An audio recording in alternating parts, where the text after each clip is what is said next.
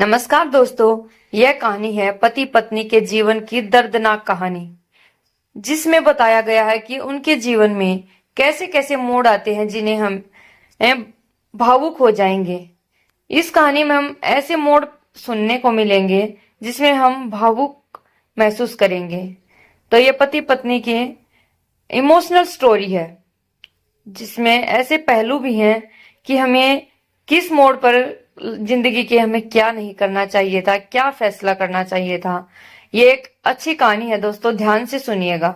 इस कहानी में उनके जीवन के बारे में बताया है, उन पर क्या क्या बीतती है। सुनिए। मुझे पहले लड़के की तस्वीर दिखाओ माँ, फिर मैं फैसला करूंगी हाँ या ना का। माँ ने रीता की तरफ देखा। अच्छा, हम तुम्हारे लिए क्या कोई अच्छा लड़का नहीं देखेंगे? रीता गुस्से से बोली। माँ, बस लड़का देखना है, मुझे उसकी तस्वीर दिखा दो। लड़के को यहीं बुला लो। माँ ने डांटा। पागल है, शर्म नहीं आती? चल दफा हो जाओ अपने कमरे में, तुम्हारे बाबा भी आ गए हैं। बाबा बोले, क्यों डांट रही हो मेरी बच्ची को? रीता बाबा के पास गई और जाकर कहने लगी, बाबा मुझे लड़का देखना है। बाबा ने मुस्कुरा कर कहा, हाँ बेटी, तुम्हारी मर्जी से ही तुम्हारी शादी होगी और मैं उसकी तस्वीर भी मंगवा लूंगा। लड़के का अपना होटल है, पढ़ा लिखा है, प्यारा है, लेकिन रीता को तो लड़का देखना था। लड़का तो प्यारा है, तो रीता ने हाँ कर दी। 10 दिनों में ही रीता की शादी हो गई। रीता का हम सफर सुशील अरेंज मैरिज थी। ना कभी मुलाकात हुई, ना कभी कोई बात हुई, कभी एक दूसरे से मिले भी नहीं। एक ऐसा पवित्र रिश्ता होता है जो दो अजनबी एक जान हो जाते हैं, जो कभी जिंदगी में मिले भी ना हो, 2 पल भर में एक दूसरे की जान बन जाते हैं। पहली रात थी। सुशील कमरे में आया, हाथ में आइसक्रीम पकड़े हुए। रीता नजरें झुकाए बैठी थी। आइसक्रीम तो रीता की भी फेवरेट थी। सुशील को नमस्ते की। सुशील पास बैठ गया। सुशील थोड़ा सा शर्माता भी था। आइसक्रीम खाते हुए बोला, जितने पैसे शादी पर खर्च किए, इतने की काश मैं ये आइसक्रीम खा लेता। रीता का घूंघट उठाकर बोला, क्या आप भी खाओगी? पहले तो रीता ने शर्माते हुए मना कर दिया। फिर सुशील ने प्यार से कहा, खा लो, इससे प्यार बढ़ेगा। रीता को आइसक्रीम दी और खुद भी खाने लगा। रीता सारी आइसक्रीम खा गई। सुशील ने जब पूछा, आइसक्रीम पूरी खत्म कर दी।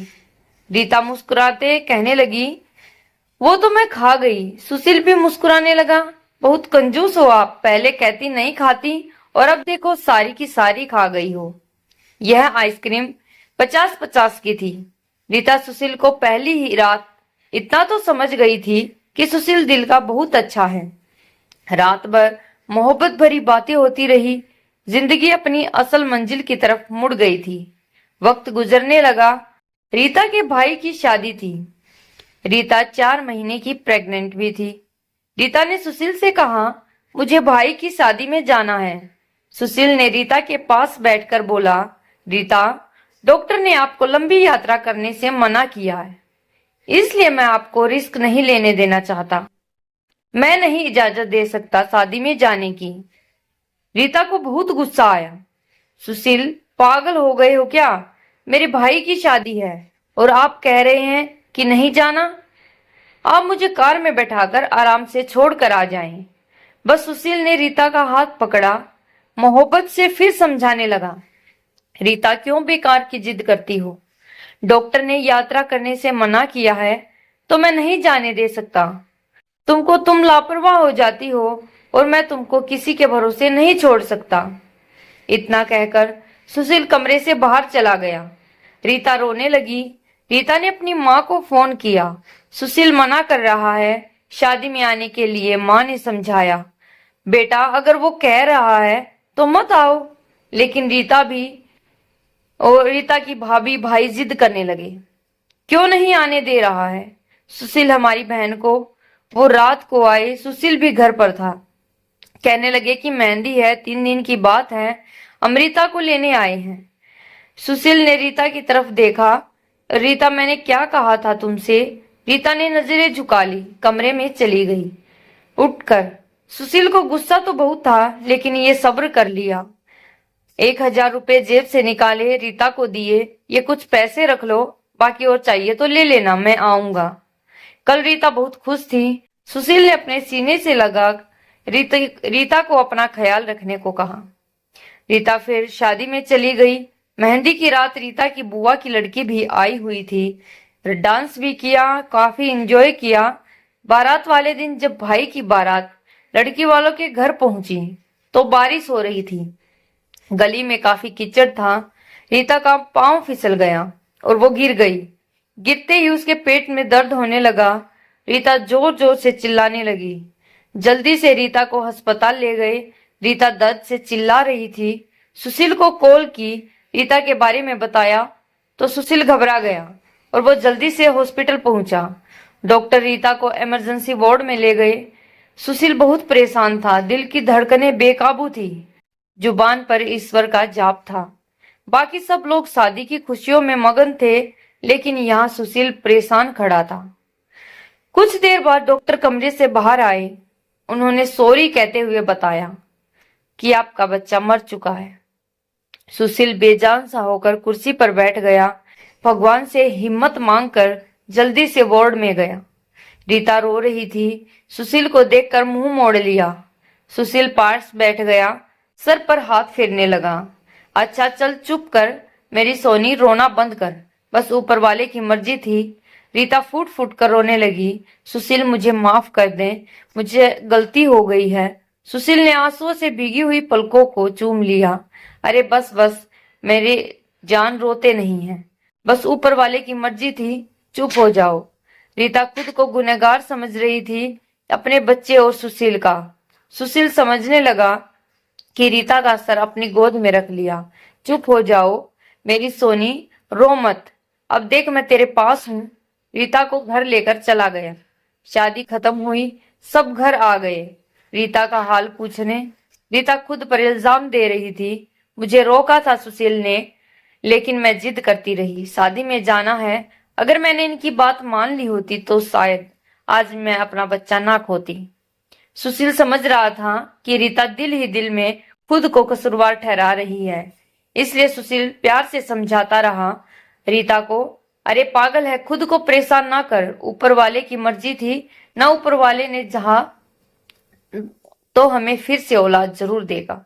रीता सुशील की आंखों में देख रही थी। सुशील आप इतने अच्छे हैं, मुझे डांटा नहीं, आपने कुछ कहा भी नहीं। सुशील ने लंबी सांस ली, मुस्कुरा कर बोला, जब तुमने मेरी बात मानी ही नहीं थी तो रीता अब कुछ कहने का क्या फायदा। रीता समझ रही थी सुशील का खामोश गुस्सा। 1 साल बाद फिर ऊपर वाले ने उनको बेटा दे दिया। सब बहुत खुश थे। सुशील बाहों में उठाकर चूमने लगा अपने बेटे को। रीता बेड पर लेटी सुशील की आंखों में बेटे की मोहब्बत में निकलते आंसू देख रही थी। जिंदगी में अच्छे दिन आते हैं, लेकिन अक्लमंद वही होता है जो खुद को हालात में ढाल लेता है। सुशील के 2 भाई जो सुशील से अमीर थे, उन दोनों भाइयों का अपना अच्छा खासा बिजनेस था, लेकिन सुशील का छोटा सा होटल था जिससे बस गुजारा हो रहा था। रीता ने जिद की, सुशील बच्चे को गर्मी लगती है इसलिए यह बहुत रोता है, मुझे कमरे में एसी लगवा कर दे। सुशील ने सिर पर हाथ रखा। अरे रीता, पागल हो गई हो क्या? मेरे पास नहीं है इतने पैसे एसी के लिए। रीता ने जिद की, मुझे एसी चाहिए बस। कमरे में सुशील अपने बेटे को सीने पर लेटाकर खेल रहा था उसके साथ। रीता बस एसी लगवाने की जिद किए बैठी थी। सुशील ने रीता का हाथ पकड़ा, अपने करीब किया।